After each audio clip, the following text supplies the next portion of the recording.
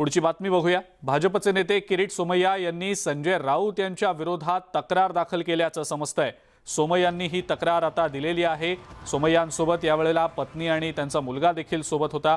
Navghar police ठाण्यात त्यांनी ही तक्रार दिलेली आहे। सोमय्या विरुद्ध राऊत असा हा संघर्ष आता पुन्हा एकदा होताना दिसतो आहे।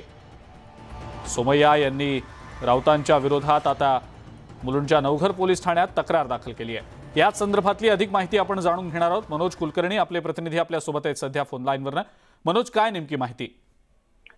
आपल्याला माहितच आहे की शिवसेना नेते संजय राऊत आणि किरीट सोमय्या यांच्यात सध्या वाकयुद्ध सुरू आहे।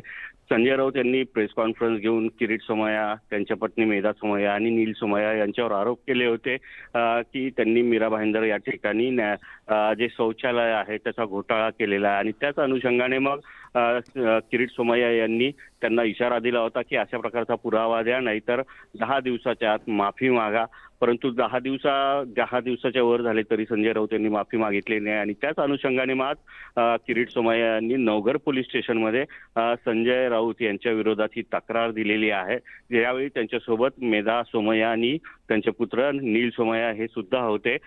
या संदर्भात आता ही जी तक्रार आहे ती पोलीस स्टेशनला दिलेली आहे आणि त्याचबरोबर त्यांनी इशारा सुद्धा दिलेला आहे की येत्या 8 दिवसात पोलिसांनी ही तक्रार दाखल करून कारवाई करावी, अन्यथा आम्ही न्यायालयात जाऊ आणि यावर कठोर कारवाई करण्याची आम्ही त्या माध्यमातून मागणी करू, असं किरीट सोमय्या यांनी सांगितलेलं आहे। यावेळी ज्यावेळी किरीट सोमय्या नवघर पोलीस स्टेशनला गेले होते त्यावेळेस त्यांच्यासोबत काही भाजपाचे पदाधिकारी सुद्धा होते।